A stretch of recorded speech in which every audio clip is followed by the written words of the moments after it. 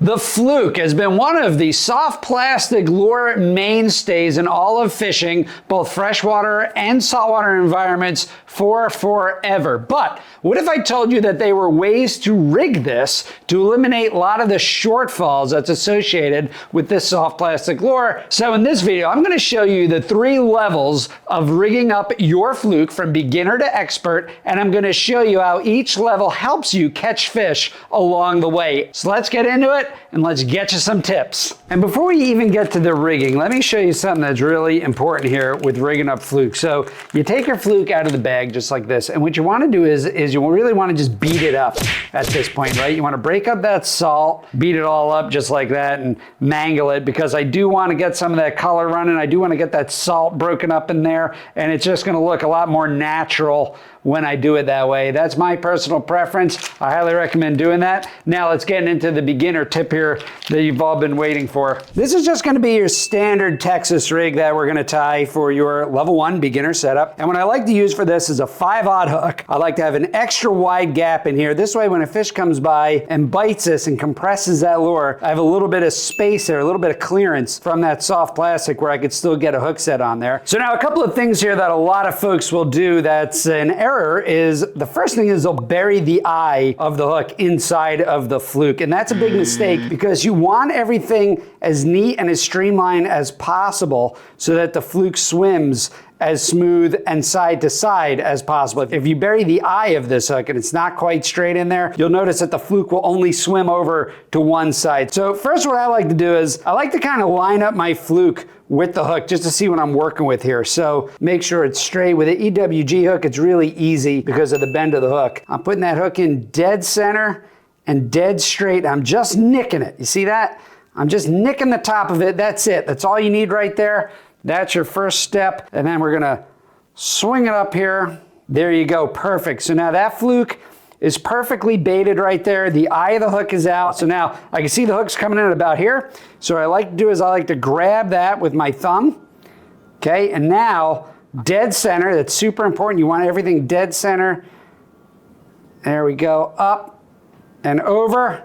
All right, so I just got done baiting it. Now this is an important mistake here, and a lot of people will overlook this, and you really shouldn't. You see this hook is not quite dead center. It's just a little bit off to my right here. And that's gonna make a difference in this bait. So when I retrieve this bait, it's gonna tend to just wanna jerk over to one side. I need this bait to go side to side equally, which is gonna trigger a lot of bites. And having this not 100% dead center is really gonna affect that. So take your time, check out your FLUKE, make sure it's straight, everything is straight and perfect. So what I'm gonna do is I'm just gonna do it again. And again, it's just so important. Take your time when you're doing this and make sure everything is dead center.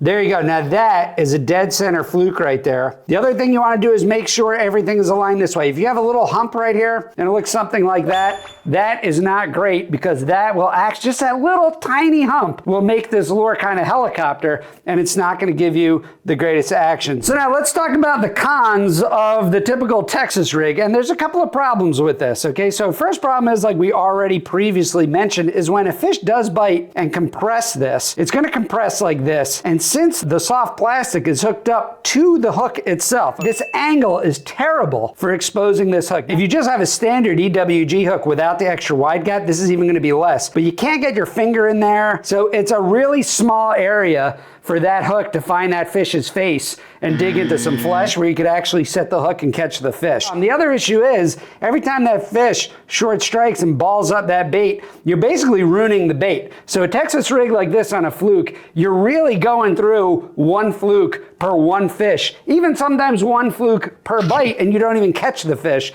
And that could add up really quick and get very expensive.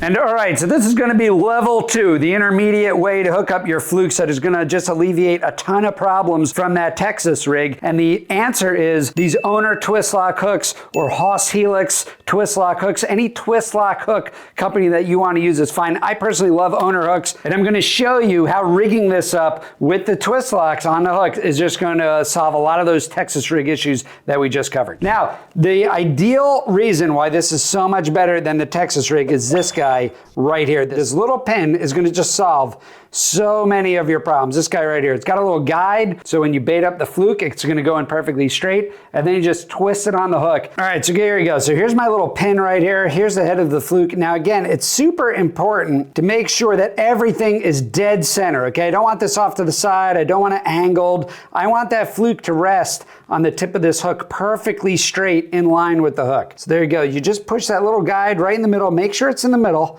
and then you want to screw this on as evenly as you possibly can. All right, so now there's a mistake. You see how the screw is a little off center? Work it out and just do it again. All these professional anglers out there, what they're not telling you is how much time they take in being pretty meticulous in making these lures. Now look, now that is perfectly straight. There you go. Okay, so now you got it baited on perfectly straight. Look at that. That is a straight fluke right there. And now, same thing as the last time, I just want to put this lure or the hook up against the bait just to see what I'm working with. And now I'm going to just push this down. I want it to be as center as possible.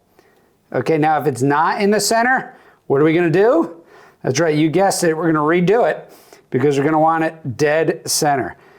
So there you go. All right, so first time a charm on that one. That's dead center of the bait, I should say, right there. And there is a perfectly straight fluke. All right, so now the advantages of the Owner Twist Lock hook is just the angle that this hook sits. So as a fish comes by and compresses this hook down, or the lure down, just like this, as you could tell, right? These flaps here are gonna allow that hook to be compressed down. Now that gap is pretty significant where I could shove my whole finger through there, which I could not do with the Texas rig style hook. The other great advantage is if you do get a short strike here, the fish is gonna come up and grab it and you're gonna pull, and this will not slide down the shank of the hook. So this is gonna stay just like this all the time. If a fish comes by, compresses this lure and exposes this hook and you missed it, now it still looks kind of straight right here where you could continue your retrieve and that fish has a second and third chance to get that hook in its mouth. Now this is a 1/8 inch hook. Okay, they make 1/4 inch, they make 1/16. The reason why I like these weights on the hook so much is because I don't have to fiddle around with sticking, you know, nail weights in here or anything like that. The weight's just at the hook.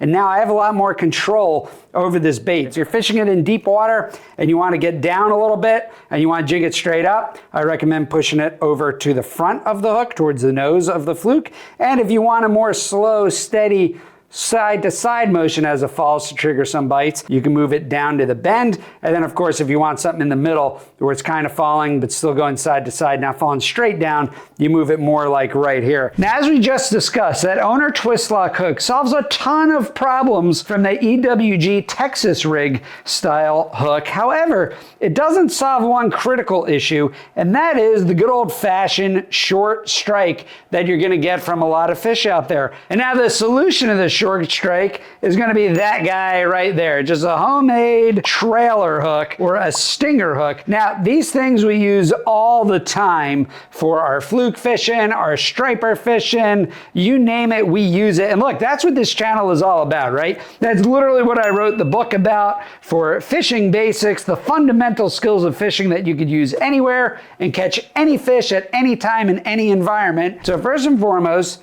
this is a figure-of-8 loop knot right here, and this loop knot is going to go through the eye of the Owner Twist Lock hook, like I'm going to show you right now. Fits right into the eye, just like that. You pull it all the way through. Now what you want to do is you're going to want to open this loop up a little bit. Hopefully it doesn't give me too hard a time. There you go. You're going to want to open that loop. Okay, now you're going to pass this entire treble hook, okay, through that loop. But it's not hard, okay? You're just kind of passing it through.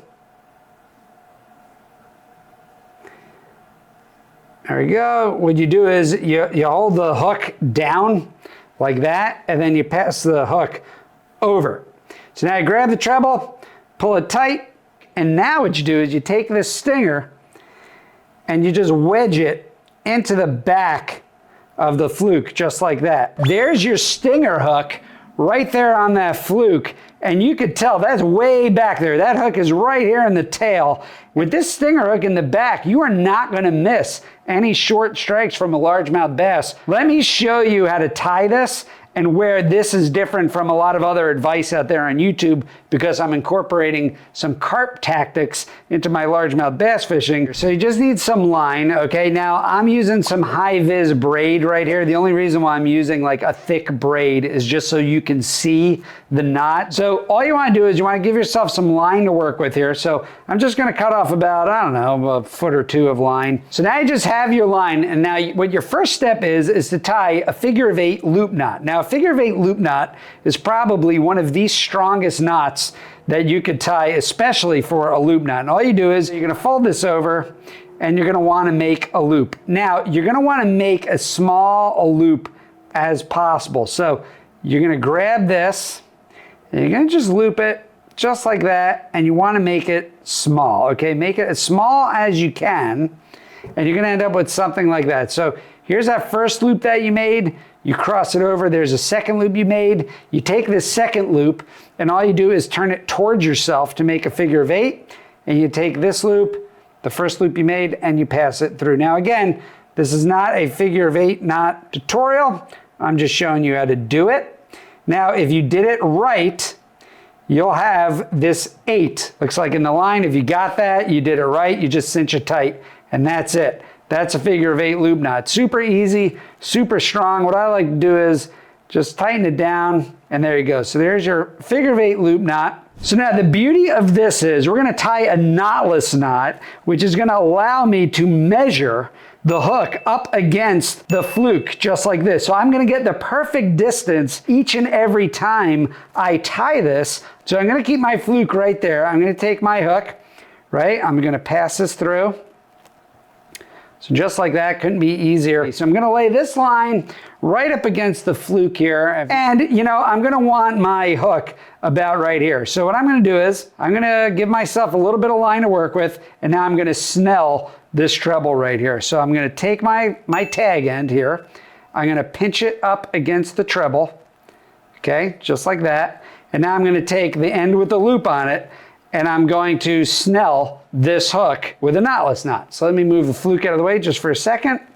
And now all you do is you're just gonna wrap, nice even wraps, just like that, down the hook. That's it. This is how you snell. This is probably the easiest way to snell. And again, it's just so strong of a knot here. So now when you're done your wraps, okay, just like that, you can take your figure-of-8 loop knot, pass it through. There you go. So again, I like using something I could tighten my knots down with, so I'm just gonna use my pair of scissors right here, tighten it down, and there you go. You got a perfect snell right there. Now, what I'm gonna do is, I'm gonna compare this to see if I match this up perfect with this fluke. So here's my knot. I could lay it up against her, and not quite, okay? I kind of messed that up a little bit. That's a little bit too short. So what I do is I feed my knotless knot back out. This is why this snell knot is just so great. You could wrap it easily, and you could unwrap it just as easily. I'm gonna take it out. I'm gonna undo a couple of wraps. I'm gonna re-snell it. Okay, tighten it back up. Got my tag end, make it tight. There you go. That's a little bit better. If I put my loop knot next to the hook, well, that's looking pretty good. I mean, that's right in the back of this fluke, and that is exactly what we want. So now I'm gonna trim my tag end right here. Doesn't matter how close you make it. It can be close, it can be not close. And now I'm gonna take my figure-of-8 loop knot, I'm gonna pass the treble through it, just like I showed you before.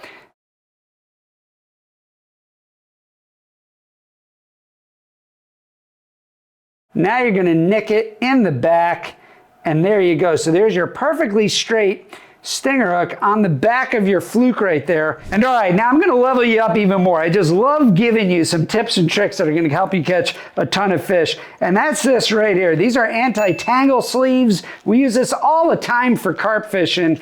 Here you go, these are helicopter sleeves, these are lead clip tail rubbers, all these things I could fit on here and make this even straighter with a little bit of anti-tangle sleeve to just make this perfectly aligned. All right, so let me get a piece of anti-tangle sleeve right here, okay? Just, again, just a little piece of silicone. I'm gonna keep it just like this. And what you do is, you're just gonna thread this through the anti-tangle sleeve.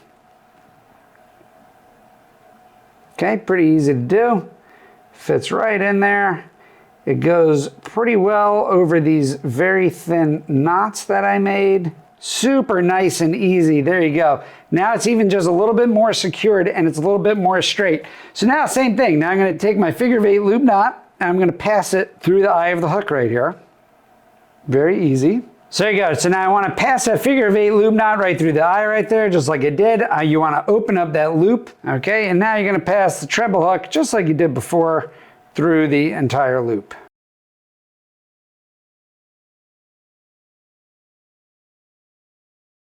So there you go. So now you got this piece of silicone on there, which is going to keep that braid or the mono or the fluoro straight. And now you're going to put it back into the hook as well.